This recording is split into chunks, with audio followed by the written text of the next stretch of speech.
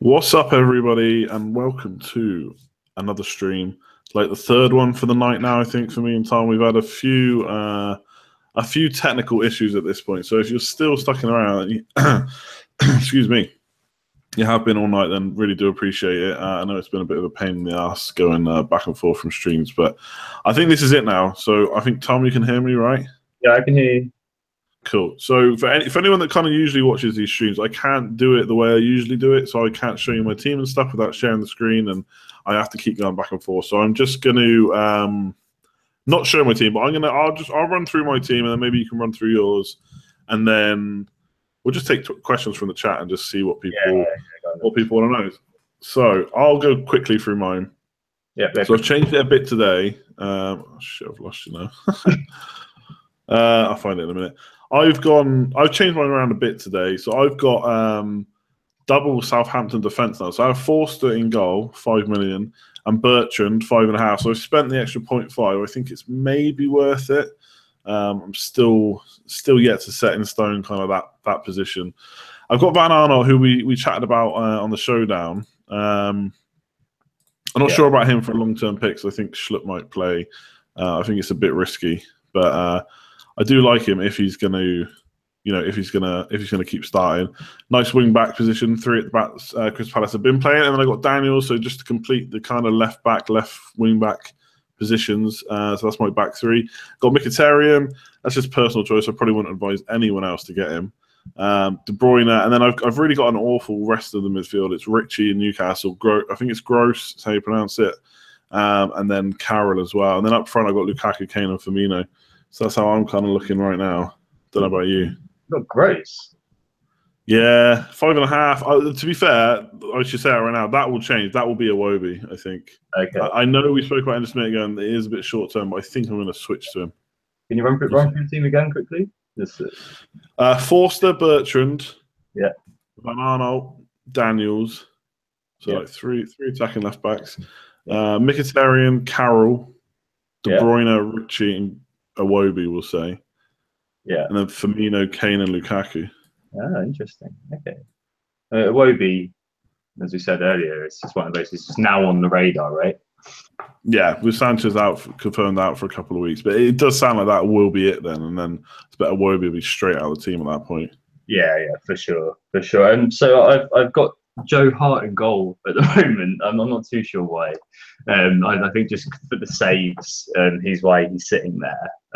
But that could change. I mean, that was because I removed Foster to put Dawson in because Trippier was injured. So one of those, chain effects where because I put Dawson back in. I don't want Foster in goal as well. Like West Brom haven't looked solid, have they? No, not at all. It gives you that kind of Dawson gives you that kind of goal threat. 4 goals per season, and his ICT always comes out as better than Macaulay's. Terrible on FIFA. If you've ever played with West Brom for some reason on FIFA, he's absolutely diabolical. Hang on, at what point are you playing FIFA with West Brom? That's got to be like a forfeit or something. Be a legend. Mistakenly signed for West Brom with Alex Hunter. And then I swiftly regretted my decision because they're so bad. But yeah, Hart and Dawson, and I've got Bertie as well. I've got Kolasinac at the moment. I had Kolasinac before the goal in the FA Cup final. I have a pod to prove it. Yeah, no, I heard that. Yeah, I backed you up on that one. Yeah, Sutner. John T quite likes Sutner, doesn't he? Mr. Goldson, who's quite cool. In the middle, De Bruyne, Pedro, who I also chose in the showdown. I think he's a nice little pick. It was like 3% owned, 8.0. I think, remember before the launch, like everyone was saying, like, is it going to be Pedro? Is it going to be Willian in your team? And then it quickly became, is it going to be Fab or is it going to be Willian? Yeah, I think that's just the price thing, wasn't it? But I mean, 8 million for Pedro seems like a pretty good price to me. I think he's underpriced there. Like in isolation, I think it's owned by 3% or something like that, like really low. And I think he might just be like a nice little pick. I mean, obviously most people want the 1 million from Pedro, so they prefer to do Willian, so they reuse that money elsewhere. But yeah, I think it might be nice to spend that and have that little nice little differential in the Burnley game. Salah in the middle, Tom Carroll on the bench, and then Kaku, Kane, and I've got Tammy Abraham at the moment. Okay. As the bargain bucket third striker. At the moment, I did want the 3-5-2, but it just looks like with the third strikers being, no one below. I think Tammy's going to play. Maybe Jordan Ayew perhaps, but that seems pretty kind of, not too sure about that. Anyone below that is just not going to play. He's like on the bench. Yeah, he's at the lowest kind of point that a striker's going to play. Seems pretty, 23 goals for Bristol City. That's pretty good actually in the Championship. So I quite like him. That might change. He could become Gabbiadini and other things could alter. But I'm trying not to mess with it too much until the press conferences now, just because you might hear that X is injured, Y is injured, or Zeb wants to move somewhere and you didn't know about it. So I thought to keep changing it, it's nothing going around. Sorry, go on. Yeah, he might be terrible in the Premier League. Who knows? But he could also be a revelation. Yeah, I told myself before it started, and this goes against being flexible, that I wasn't going to take any promoted strikers or new. Obviously, Swansea not promoted, but Abraham's new. Only played in the lower divisions before, so I'm a bit wary of him. But people do like it. I know even on the Scoutcast last night, I think Mark had him in his team. He's got him right now. 5.5 is a great price. It's just where do you go if that fails? I suppose. Yeah. Yeah, I mean the reason the reason he's there is because I've got De Bruyne. If I didn't have De Bruyne, then I'd have Jesus there, and I'd have like a 5.5 where De Bruyne is. But I kind of like it that way around, with the striker being cheaper and the midfielder being good. But it's it makes it all imbalanced if it's top heavy. If that makes sense. I don't really like that from game week 1. Okay. But there's not really much rhyme or reason behind it other than personal kind of just gut instinct about what the team looks like. Yeah, I think that play. A lot of people choose their players way more than they let on by. You'll see a team sometimes, and people will just say, "Yeah, that looks good," and you don't even need to focus in on who the players actually are. It just looks good. Maybe the fixtures are good, or you spot a player or two you like. So I think that happens probably more often than not, really, for myself included, for sure. It's definitely how I do it. All right, let's see if anyone's asking stuff. Fraser, Fraser or Iwobi. I think Fraser's probably going to be the way more popular pick. I know you guys have been, or at least you've been, plugging Fraser quite a bit, right? Yeah. I mean, I think he played 19 games worth of minutes. So if you look at his total minutes and divide it by 90 to get a number of games on the pitch, it was 19 games, and he got 100 points in that. I think he got the most assists in terms of being fouled for penalties than any other player last season. So you see the kind of the flair and that kind of thing. With Stanislas out as well, it looks like he could be the man who kind of steps in there. Has been playing quite a lot, was playing quite a lot anyway. But at 5.5, I mean, Riyad Mahrez, Josh King came out of that bracket. And that there's always, and Wilfred Zaha, of course, actually as well, came out of the bracket. So there's always going to be one or two people there. Maybe JWP is another one you might look at who are going to come out of that. Brian Fraser could be one in a free scoring Bournemouth team that could really surprise, I think. Yeah, no, I think you're probably right. I mean, Iwobi is almost. I feel like I'm probably drawn to him just because it's Arsenal. But I don't know. The Community Shield, he looked okay for a while, and then I think Arsenal in general just kind of went off the boil. So I don't know if Iwobi's ever going to kind of score big. That's always my worry. And like you said before, he's then a transfer waiting to happen. So I don't know. I don't know if I want to go as low as 5.5, but I'm kind of in a position where I have to right now. So I mean, there's people asking what's the best midfielder under 6 million? So 6 million or under. I don't know what you think of someone like Richie at Newcastle on all set pieces. Yeah. Fixtures. Yeah, very decent. Pretty good in the Championship as well. Rafa seems to trust him, which is a good thing. I mean, with Dwight Gale, it looks like there's some kind of ins and outs there. But with Richie, he played like most games he was available, I think, for last year. And the big thing was penalties. A midfielder with penalties. I mean, Gylfi Sigurdsson is a name that comes to mind. Obviously, when he's not upset. When he was at Swansea, which is objectively probably a similar sort of level club as Newcastle, what Newcastle will be aiming for now they've gone back up again. So if you've got a guy there who's on set piece, on all set pieces and on penalties, 6 points, everything's doing good. Tom Ince, okay, did okay for Derby, needed penalties to embellish his score. Who else? The other guy, Knocker, I think he's meant to be back, isn't he? I think I'd have to double check it. I think he's going to miss game week 1, or he's going to be on the bench. So well, obviously we don't know for sure that he'd be benched, but the rumor is that I don't think he's going to start that game. But he should be good after that. So it's only a very short term thing. I've seen a few things recently about, and I've seen it in chat as well, but Atsu coming out of nowhere. Yeah, coming right Atsu. I just I think I saw a spreadsheet as well on Twitter. I think it was I can't remember who it was. I'm really sorry. That showed like Atsu had played one amongst the most minutes of any Newcastle midfielder, which is quite intriguing for 5.0.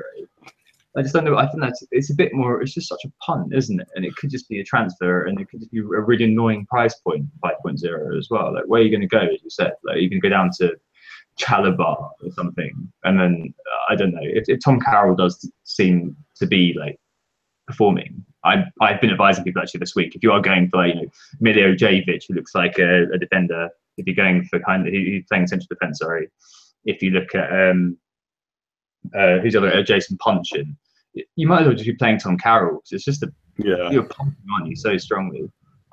Yeah, I'm really not interested in kind of those players. I don't think so. He's getting more popular. I think Newcastle fans seem to think I think it's Murray is going to maybe step in from time to time, or he's kind of waiting just to get his chance. So yeah, I don't know. 5 minutes. My biggest problem with that is as soon as you need to transfer him out, you need to make money from somewhere else. It's almost like a hit to take him out. Yeah, so I think I'm going to steer clear. But Richie's someone I'm not really considered until the last couple of days, and just because of the fixtures, really, because all set pieces, it's obviously Sigurdsson. The one that I remember from back in the day would be someone like Charlie Adam at Blackpool, maybe not Charlie Adam at Stoke, but at Blackpool, and he just monopolised everything. Yeah. I don't think Richie's going to be quite as good as he was that season, but I think he'd be a good option for 6 million. So yeah, a few options there. Richie for me is probably the best. Ince, I think for me is just, I don't know, pre-season only. I'm going for, and I've been burnt so many times by kind of picking a newish person on just on pre-season. So I don't really want to go back there, to be honest. Okay. Is Willian off the cards? The hype around him has really died down. So for me, to go first, he was in my team at the start, and I actually said a few times he'd be absolutely nailed in there. But I've kind of gone off him, and I'm worrying that I'm basing too much of the Charity Shield on him. But I don't know what you think about Willian. I just he's going to be a shortish term pick, I think. Yeah. And Chelsea's fixtures aren't the best. I think they're okay, but they're not great. No, I know what you mean. I think that the Charity Shield, it just reminded us that he's no Eden Hazard. He was getting the ball a lot and looking to kind of pass it back, and he wasn't taking on people as much in my kind of recollection of the game anyway. And the only time he actually burst forward, he dived in the box. So his points per game is actually lower than Fabregas's, and he was used off the bench a fair bit last year as well. Fabregas was able to kind of do something in a limited time and in a long time span. The only problem is Fabregas is so far back as well. So I just think Wilfried Zaha, if you're looking for a 7.0, he's nailed. He's going to play the 90 minutes. 4.26 points per game last season, which is pretty good for a 7.0. Who's going to be your third or fourth mid. I'd say Wilfried Zaha. I can't pick him because Nick's got him, unfortunately. That's pretty much the way I'm going. I don't think I'm going to have room for 2 7 million mids. I think I'm only going to have one, and so yeah, it's going to be Zaha for me. I don't necessarily think that Willian's a bad pick. I just think there's probably better ones, like you say, like Zaha. So yeah, Willian's gone off the boil a bit. I have a question actually. So someone's asking about him in chat, but I tweeted about it earlier. When we started and we saw the prices, it was almost like everyone kind of in the FPL community was going to go for Ali or Ericsson because they were underpriced at 9.5. And now they don't seem to be in any teams. I can't work out why. The reasons probably is because Kane, they don't want to double up on Kane and Ali. And then you've got De Bruyne, I suppose, comes into it. But, I mean, I don't know what you think about coverage, but people are telling me, I want to cover Liverpool, I want to cover Man City. But if Ali is underpriced at 9.5 million and he's a better option than De Bruyne, then it doesn't really matter who you cover. Does that make sense? Well, yeah, I guess you want the best. You kind of want the best players and try to look at them in isolation. I guess with Spurs' attack, kind of differs from the other attacks in that Kane is kind of the focal point of that attack. If that makes sense. So if there's a goal, you're likely to see it, like, you know, when you go on live score and you refresh it, it's going to be a Harry Kane goal. You kind of think it's probably going to be assisted by one of Eriksen or Ali, or, you know, Ali's going to score or be assisted by Kane. Like Kane seems to be the guy who's always involved, and those two guys are kind of fighting for the other piece of the pie in that way. With Liverpool, you've got all the Liverpool assets, and Firmino before the penalty thing went down. Like people just like forget about Firmino. It doesn't seem he's going to be running the lines, and Salah is going to be quite interesting. And with City, you've got Kun, you've got Jesus, and you've got KDB. The problem is with Kane and Kaku in most teams. Kaku, FOMO, Kane, FOMO, fear of missing out, both of them. It means that you can't fit in. If you want to fit the Man City person, you're going to go for KDB probably, which then means that Ali slot or the Eriksen slot is kind of congested. Then maybe you want a Liverpool player, and then kind of something there's no room at the end, and you're just going with Kane for now. And that's what I'm going to do. Look at Kane for now, and then if Ali or Eriksen looks like they're going to take off, get rid of KDB or something like that, and pop them in. Yeah, I mean, I say that he's those two are being overlooked, but I am also overlooking them. They're not in my team. The only time I had one of them recently was when I put Carroll in as a fourth mid, and I just didn't like that. So, yeah, I don't think we can get him. But I think we're going to be. I mean, Ali is owned by nearly 40% of all players. He scored 18 goals last season. That's crazy for like a. Well, I suppose he's not a central midfielder. He almost played as a second striker, but. Yeah, I think Ali could burn us, but hopefully he won't burn us early doors. And when we got a bit more money to throw around, and we can work out who the absolute cheap price gems are, maybe we'll get him in. But yeah, it does. As someone said in chat, it does seem to be that they've gone really out of favour. And a few people are saying that they think Mane and De Bruyne are much better picks anyway. So we'll see. We'll see how it goes. But Mane's all about the goals, isn't he? And I think, yeah, I was a bit kind of unsure about him, and then kind of Lallana's injury just seems to really reinforce his role in that team now. There's no kind of alternative, I don't think, to Mane in the front three, unless Firmino moves around and you've got Origi. But they really missed Mane last year, and he is the main Mane. Yeah. Didn't even mean on there.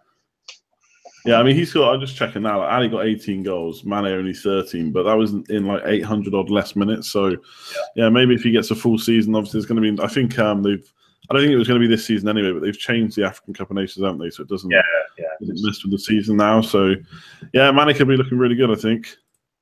Yeah. Okay, here's a question for you. What is Tom's view on the new chip? So the free hit chip. On the new chip, well, I really like it. Basically, what happened to me last year was that, do you remember the blank? I think it was game week 28 when Everton, West Brom, and Liverpool, I think, had a game. That week. Oh yeah, I smashed it that week. But in the weeks leading up to it, Spurs were absolutely destroying. And like, I think me and I think a lot of people on FFS and a lot of people on Twitter perhaps were all kind of taking these players out slowly and phasing in all these kind of Everton and whatever team play representatives from these teams, which meant that like on the way lead up to that game week, my team was so bad and I was just destroyed by my more casual ML rivals. I beat them that game week, but the rest of the time, I lost out about 40-50 points because I was like bringing in your Ramiro Funes Moris rather than bringing in Tongan. But now what I can do is just have my team, set up for the game week and all the inevitable changes. And I don't have to plan for that blank and make all the planning and say, got to take him out then, got to get him out then. So I got 10 players then. All I can do is just hit the free hit chip. I'm going to have that kind of that week is like, the 1 week stand kind of chip, 1 game week stand kind of chip, right? You just have that in. I think it's really helpful when it equalises the playing field almost. If you're a manager who's more engaged versus a perhaps less engaged manager who's just playing the game week, so it helps us, I think, as people who are more into FPL. Yeah, that's the thing. People kept as soon as I know the FPL community kind of likes to react in a, let's say, I don't know what the word is for it, not an orderly fashion. They like to just moan first and think later, I think sometimes. And so the opening point really for the free hit chip was it will help casuals because they don't have to plan ahead. But I think by planning, we're actually making really good use of it. We'll now plan not to bring those players in, which is kind of the opposite of what we did last year when we bought them in for that week. Now we don't need to. We can wait for injuries. So I think I've seen a few articles about when it's going to be used. I think it's absolutely going to be used in the blank game week. I don't see why you would use it any other week. You can't use it at the same time as another chip, so it's dead for double game weeks. So otherwise, you're essentially gambling on a big fixture haul, but a big fixture change. But if it's just 1 week anyway, then you probably want to keep the normal players you've got. So I think it's blank game week, and I quite like it, to be honest. I think we're going to make good use of it. It's a lot more. It definitely solves the problem, unlike All Out Attack, which, I mean, the problem was so marginal for All Out Attack that it's solved. And you're likely to have a benched player somewhere that you probably don't want to be bringing on. It's like, do you want to be bringing on Tom Carroll, especially now with the defence being as it is? Like, people are seeing so much value in defence. But the free hit thing actually solves a problem for managers like us, I think. So I think that's really, really cool. It'd be interesting to see what the masses do with it. Whether it's just going to get popped, for a double or something. I don't know. Yeah, I mean, it could. There's nothing to say it can't be good in a double game week, especially if you've used your, if there's a few big ones and you use your triple captain or something elsewhere. But yeah, I think blank game week. So we'll see how it goes. What else we got here? Yeah, he's Tom is individual on Fantasy Football Scout, not anyone else. Adverse to change. That's a good way to describe the FPL community, I'd say. Yeah. What else we got in? Bailly or Kolasinac for the first 3 game weeks. I think I know what you're going to say to that. I'm not a fan of having Bailly, to be honest. He just doesn't offer anything going forward. Like, you're doing it for the clean sheet. But I think the lesson that we've kind of learned so far is that having those kind of attacking players in who are going to be able to provide you with extra points on top of just clean sheets is where we're going. Kolasinac looked very good in the Charity Shield. I had to see what Wenger says. I think it's tomorrow morning he's normally on, or maybe it's Friday morning. Whenever he's on, to see what he says about Kolasinac. But the guy looks like an absolute tank, doesn't he? He's actually, he doesn't look like the right kind of shape or body for a wing back. Yeah, but that's kind of just power, isn't it? Like, I think he and also, like, he made up. I thought we looked very kind of a bit small compared to Chelsea on the weekends, and like when he came on, it did genuinely kind of even things up with Mertesacker going off, obviously, and worry might be that he's played in centre back for some of the bigger games, just because obviously he's got that size to do with some of the big strikers. Who knows?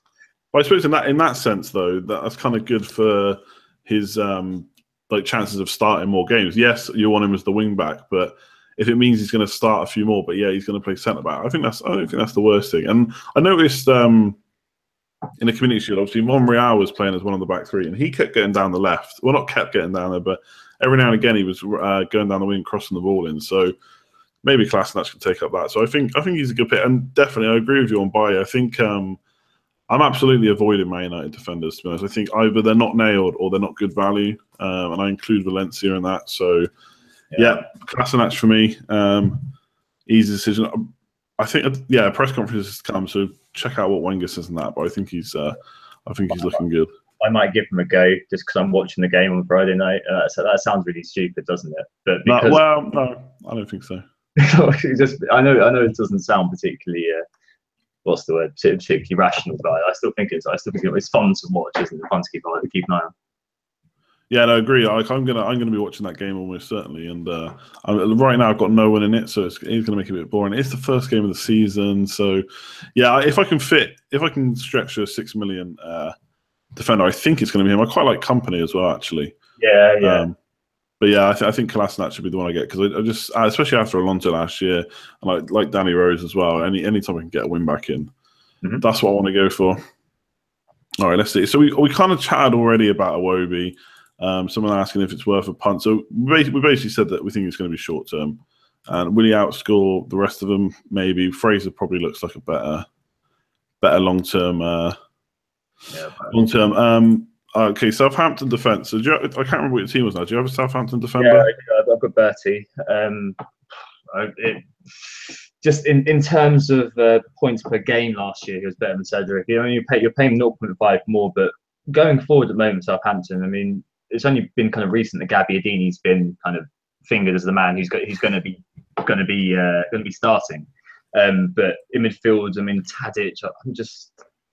I did bring the bargain Claxon when I first saw he was 6.5, but from what it sounds like, he's the new manager there is quite a counter-attacking kind of dude. If Tadic's on the wing, he's not going to be bringing much pace to the game. It would suit Redmond, but I had Redmond last year in game week 1. I don't want him again. Yeah. That sounds stupid. But I think Bertie 5.5. Yeah, you're paying 0.5 more than Cedric, but for me, he's my only Southampton player at the moment, unless Gabbiadini does come in. But he covers kind of the offensive and the defensive part.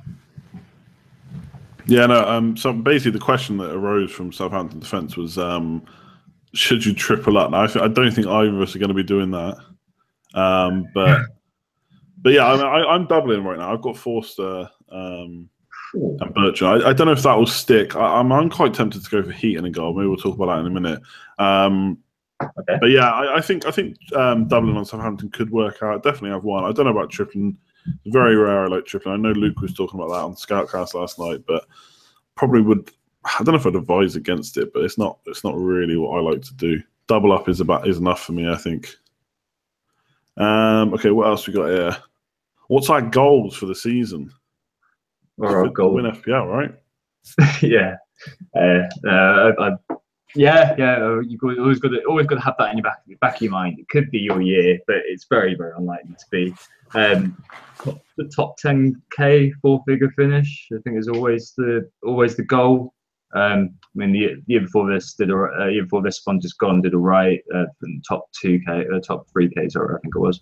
And then this last season, I had just such a horrendous start to the season that I finished 21, which is obviously way below what I want. I always want to have the 4-figure finishes. That's my aim every season, and then hopefully, winning mini leagues and beating my rivals would all come as part of that. Yeah, basically this. Well, I know it's not till the end of the season where this comes into play, but I will always pick winning a mini league over finishing higher. And I think sometimes at the end of the season, I have made picks before that aren't good for rank, but to maybe block someone or get a differential in. But yeah, I mean, finish top 10k really. I mean, I finished first 5k top 5k last year. That's the first time I've ever finished that high. So that would be nice again. But I think just top 10k I'd be happy with, to be honest. Winning the whole thing would be brilliant, but I don't know if honestly don't know if I'd be able to cope with being that high up for that long. I think the amount of stress it would make on every pick every week. I already think about this game enough. I just don't know what it'd be like if I was number 1 in the world. Yeah, I think have a nervous breakdown or something, especially God, the pressure would be huge. Oh, was it Mark a couple of years ago? He was just like, imagine the guy who's number 1, he's telling all his friends he's number 1, he's going to lose because of the chips. Imagine what his life must be like. Yeah, I spoke about this before. But I had it's probably 3 or 4 seasons ago. I had a friend that was number 1 in the world for 17 weeks. What? Yeah, ridiculous. And he came out of nowhere. He finished bottom of our league the year before. And he used to take a hit pretty much every week. And the year that Tom Fenley won, he ended up losing at the end. But he would message me every Saturday telling me what his pick was and just thinking about it all week. And I know we all do that, but at the end of the day, if something came up and we couldn't do that, it wouldn't matter. But I think if I was top, Jesus Christ, I wouldn't be able to cope. But yeah, 17 weeks. It was really good. Okay. Is it worth getting defenders that are 6 million plus or more than 6 million? Because we already spoke about Kolasinac. So you're looking at Chelsea boys, I suppose. I'm not at the moment. I've gone for Kolasinac. I've gone for the 5.5 and Bertrand. I might be looking at the 5.5 and Trippier as well potentially. Sorry, not Trippier, PVA potentially. I'm not sure I want to spend. So it's all of the ones apart from Alonso. I think all of them kind of around that area are ones that I'm happy to go without for now because they're not going to be explosive. Maybe Valencia will be maybe I don't know. But it just doesn't seem a good use of resources, I suppose, if you want to spread the money around, especially with Kane and Kaku, and especially with having 1 or 2 big midfielders and having those kind of big guns. I think it's quite useful. And plus, obviously, the midfielders and the strikers score the points and get the price rises. that's the seem that they're the ones who are more likely to be explosive. So. Yeah, no, I kind of agree. People are asking me what my team is. I've actually changed the screen a little bit, so you should be able to see. Oh, it's going to mess up a bit, but you should be able to see my team on one side. But yeah, I kind of the same, really. I mean, Walker looks okay for 6.5 million, but I don't know if I want to spend that much on a Man City defender. I don't know if he's going to get enough attacking returns to cover maybe the non-defensive ones. Now, if Company stays fit all season, then that might be a different story. But Valencia, I'm kind of the same as you. Already spoke about that. There's the Chelsea defenders, but once I get to like 6.5 million for Azpilicueta, I just want to find the extra 0.5 for Alonso. Yeah. So yeah, I'm steering clear. I think right now my most expensive one is 5.5 million, which is Van Arnold and Bertrand. So yeah, I'm not looking at 6 million plus. I suppose if you're going 4 at the back, maybe that's a place to spend your money. But 3 at the back, not right now for me. No, maybe Kolasinac is the only. Well, I've got Kolasinac, and he's the only one that I would be considering for the wing back factor. But with Bertrand, Van Aanholt, and you've also got Daniels, who I quite like. It's just because I've got Fraser, I'm not considering Daniels. That makes sense. It's always like if this then that about the team, isn't it? Yeah, at some point you've got it's almost like playing the odds, really. Yeah. So, I mean, you got to make your bet that guy's going to do better, and that's, I suppose, what we're doing every week. Is that Andy or Tom that's starting Carroll? So that's my team. So yeah, with that particular team, I don't want to play Gross. Is it Gross? Is that how you pronounce it? Yeah. Is it Gross? Yeah, Gross. Yeah. Gross. I don't really want to play in game week 1, so I'm playing Carroll. But to be honest, that will change. I've already said that will probably be a Wobie, if anyone. But I suspect I will try and find the money. And one way to do that would be Firmino to Gabbiadini. But I've not decided that yet, so we'll see. Yeah. Would you not be worried about going for any Liverpool, though? Yes. So, I mean, I could get Gabbiadini and get like Salah instead of Mkhitaryan and have 0.5 million left over, I think. Yeah. That's an option. I mean, I kind of set on having a Man United midfielder, even though I know that's not the best idea. But as everyone knows who's watching, I'm a bit biased when it comes to that. And I just kind of feel like now is the time to do it. Because if it backfires, it's not the end of the world because no one's really got a team that they... I mean, there's obviously going to be teams out there that do well, but no one knows what that team is like right now. We're only kind of guessing based on preseason and last year and current prices, etc. So yeah, I'm kind of tempted to go Mkhitaryan, but that's definitely not. It's definitely not a good idea. I wouldn't recommend him to anyone else. I don't think. He was so good, wasn't he, for Dortmund? Yeah. We just killed him. Yeah, exactly. Like, I think it's like 11 goals and 15 assists. I think he got. Yeah, I think it's that. For Dortmund, the final season, right? So there's a quality player in there. It's like with Mourinho. Sometimes you saw it with Cuadrado and you saw it with Salah, but sometimes you just buy as a player and just doesn't seem to like him at all, or just kind of thinks, you know what, he's just not good enough. But also, like, you know, Batshuayi at Chelsea to some extent, 30 million, barely playing. It's a strange world sometimes for some of these players. Yeah, all the chat thinks I should get rid of him. I might do. I'm just clinging on to every little bit of hope. Like if you watch the Real Madrid game for like the first 15 minutes, they actually looked like Mkhitaryan, Pogba, and Lukaku. They were just like they're fluid. Do you know what I mean? Yeah. And nothing came of it in the end. But Mkhitaryan looked a bit dangerous, but that quickly stopped. So that's the downside with United at the moment. I mean, I remember like everyone was going Pogba. Like Pogba's going to be incredible. If they get a defensive midfielder in, like, you know, I'm getting Pogba and he's going to orchestrate everything, pull the strings. But we haven't really seen him come into that many teams. I don't think. I'm sure there are people going, "Oh, me." But I haven't seen that many teams with Pogba in, especially not on Twitter. With Mkhitaryan, you've got to hope he has the breakthrough season. He was saying in the press, wasn't he, that he's going to do well this season, or be better this season. So you just have to hope that they can't continue to need. Yeah, I think the thing is, and this happens a lot. Like now, I said I was going to get Pogba. He was going to be on my list, especially if we signed someone like Matic. I kind of gone off it a bit now. I think that's kind of one of those. I'll do it when the season's 4 weeks away, and then when it comes down to actually doing it, it's a bit more difficult. It's like all the 5 and the 4 at the back teams. Now I know some people are still looking at that, and that's cool. It could work out, but the amount has significantly dropped because we're getting close to the season now, and people are remembering that actually 3 at the back tends to be the way forward. So yeah, I think that's what happened with Pogba basically. Yeah, exactly. I think as you get closer to the event, you begin to kind of the herd mentality kind of kicks in. Yeah. You know what? These guys, there seems to be a lot of 3-4-3 going on. 5 at the back is just madness, if you ask me. There's you're too compromised. Like, because you have to make that work. You have to go for the expensive defenders, and got, all your money is spread out, and that's a nightmare when you want to change. Yeah, exactly. So yeah, 5 at the back is it's never happening for anyone. 4 at the back, I can kind of see. I mean, that's potentially only 2 transfers to switch the money around, but I don't know, it's going to be 3 for me, I think. What else we got here?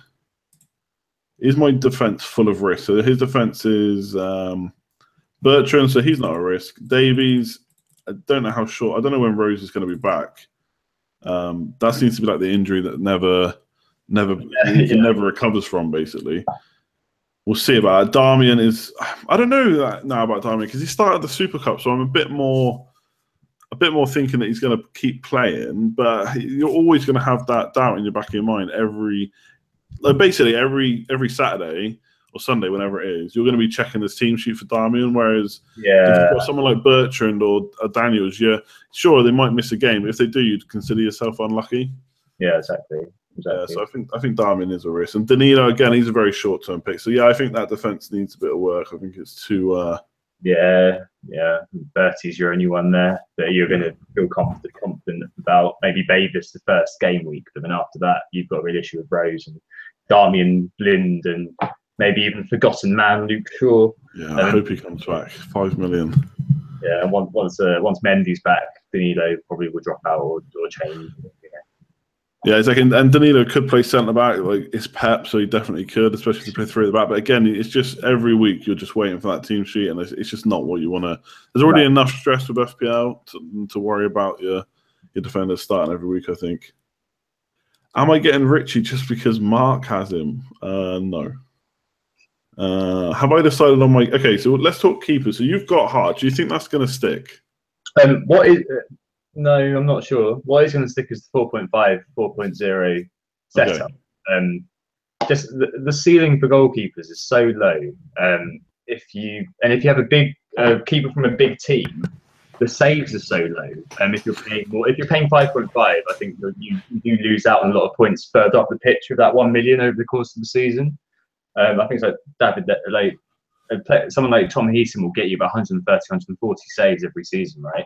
De Gea will get you about 60 or 70 because he doesn't have that many shots coming at him. And for 4.5 for a goalkeeper, I think that's fine. Stick one in, fire and forget. Hope they get saves. Hope they get the occasional clean sheet. That's cool with me. And that 1 million is further up the pitch, working hard for me in buying Josh King over buying a 4.5, something like that.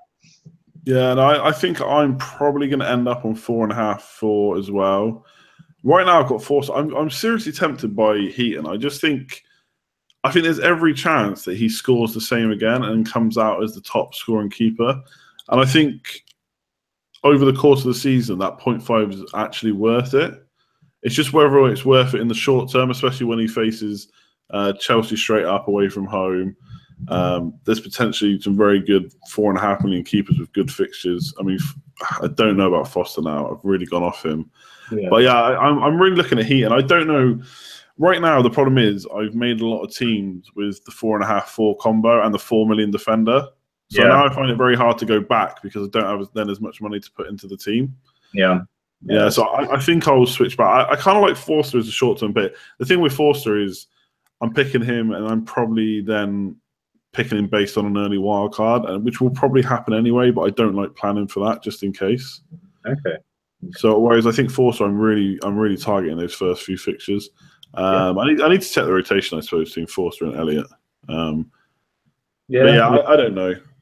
I saw Speroni apparently played for Crystal Palace the other night as well, which raises the tantalising potential of a 4.0, 4.0 goalkeeper link-up at the very beginning, having a Jaku Pickford kind of type from game week 1, which would be absolutely mental if that was the case. It was like Hennessy a couple of years ago was 4.0 game week 1 and emerged as the main keeper.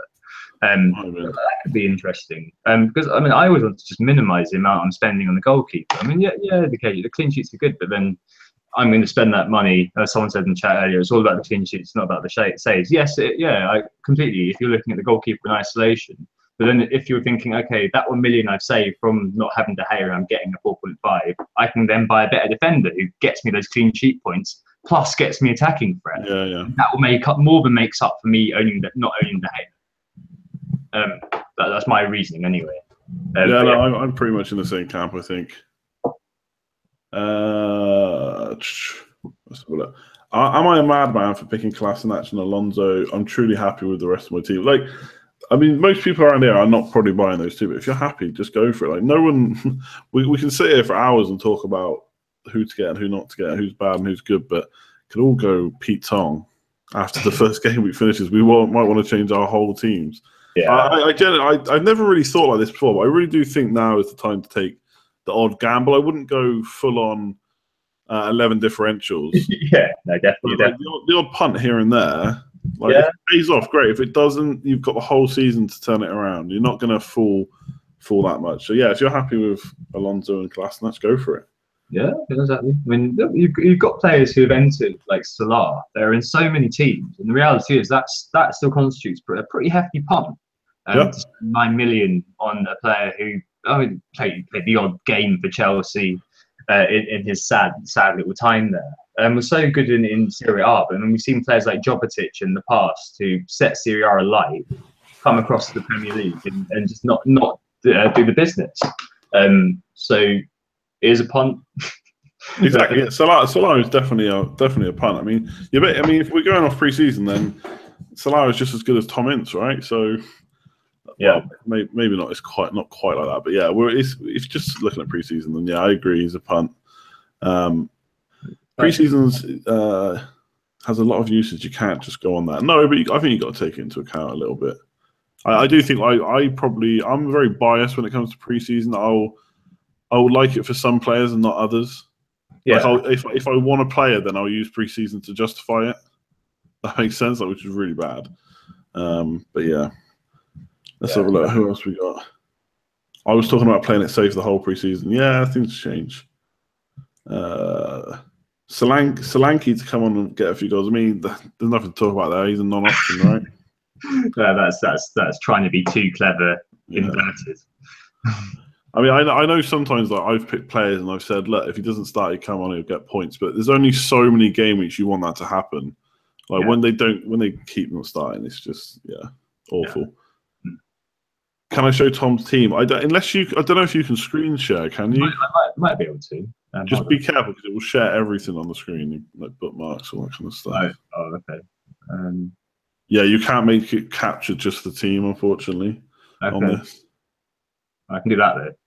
What can you see? Yeah, that's called snipping tool. You can see my snipping tool. Yeah, so if I stop talking, they'll be able to see it. Okay, so I don't know how well you can see that. Where's the share area?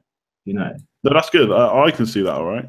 Okay, there's the first 11. On the bench, you've got Elliott, Carroll, Sutner, and the 4.0, whoever that's going to be.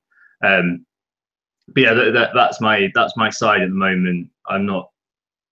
Nick, the other WGTA guy, he is much more of the opinion that I'm just going to leave it. You know, any changes I make are just going to be tinkering, and I'm going to just annoy myself by taking people out.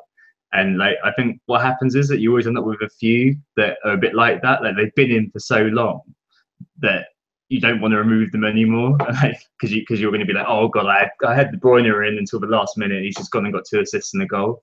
So and Bertrand as well is one of those where I think if I removed him and he did something, I'd be kicking myself so hard that I can't live without him.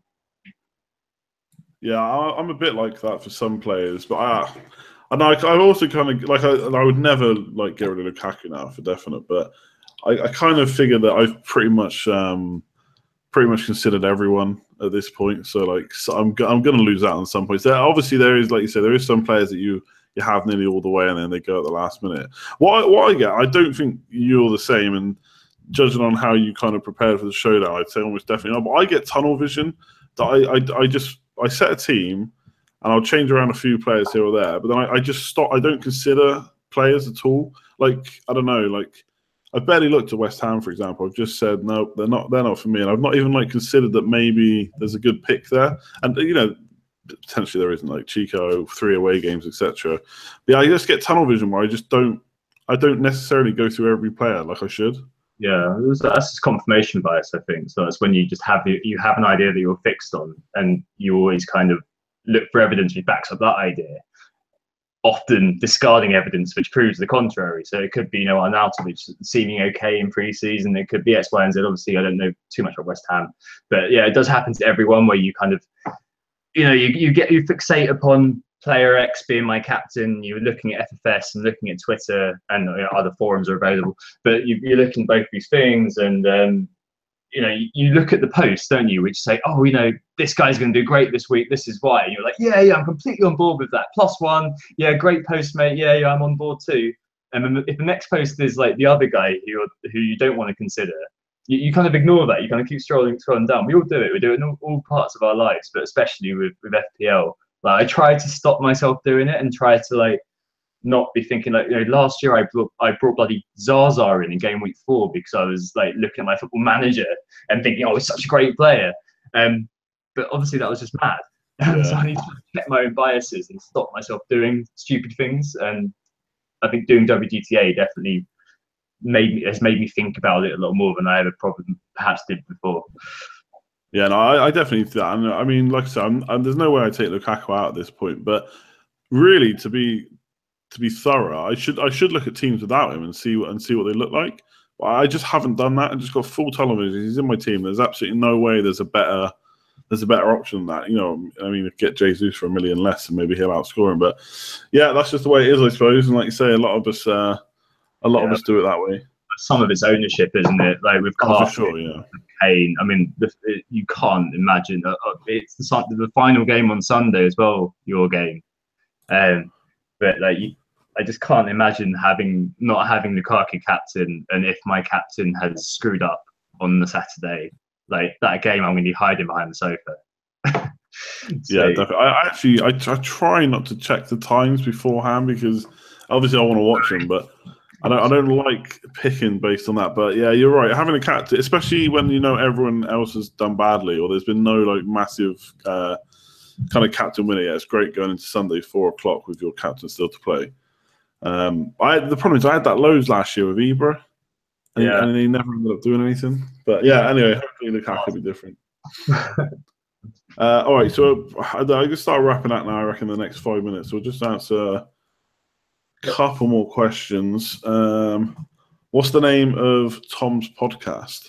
It's just Who Got the Assist podcast. You can find it on whogottheassist.com. And the most recent one we just put up. Each pod has a little theme as well, which is quite fun to find. We've got some like cool little features. So we're doing an anti-template team this year, full of players who are under 10%. We're doing Nyom Watch because of how much we love Alan Nyom. The 5.0 was just mad. So we're going to be keeping an eye on him all season just to see, if he's worth it, really. And then we're also going to be really looking at the stock market. So once that kicks off, obviously there's not very much we can talk about right now. But once that kicks off, we'll be looking at all the kind of rises and fallers, the NTI, and saying whether you should buy this player, sell this player, or hold. So you've got a player like dropping, but they've got good fixtures coming up.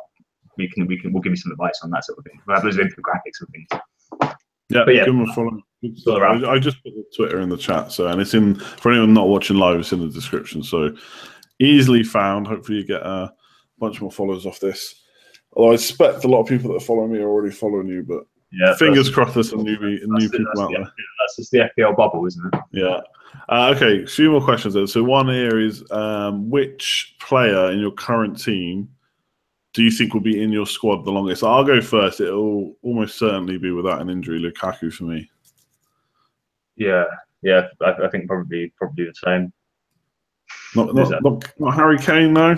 I do love Harry Kane. I really do. But I think for the first 10 plus, I think the first 12 fixtures or something, Man United are just absolutely ridiculous.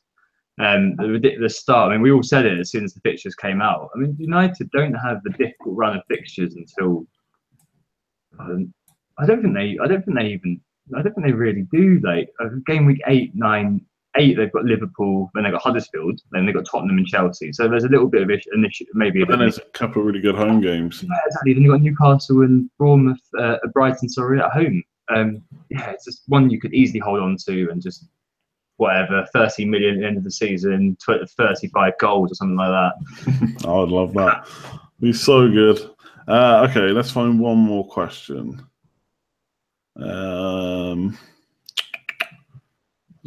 Huddersfield, Williams trash. People don't understand how good Willian is. Someone else thinks he's rubbish. Oh yeah, okay. Let's just finish on captains. I'm going to captain Lukaku. You are too, right? So that's actually quite a boring one to end on. That is a boring one to end on. You consider, like, for me, everyone knows I'm not considering anyone else. But are you like even looking at Harry Kane, maybe a Man City player? They're going to smash Brighton. As soon as the game reopened, Kaku got the armband got slapped on his hefty bicep, and it's staying there. I hadn't even looked really at anyone else. I know that Nick is doing Kane against Newcastle. He thinks that they're gonna be out for revenge after losing. I think it was 5-1 loss, wasn't it? The end of 2 seasons ago. So he thinks they're going to be out for revenge. I don't know. I can't look past past Kaku. I mean, there's a movement on Twitter about Kun Aguero, captaining Aguero, and how he's been overlooked, and could get punishment. There's just so many players this year not having because of the ones that I've got.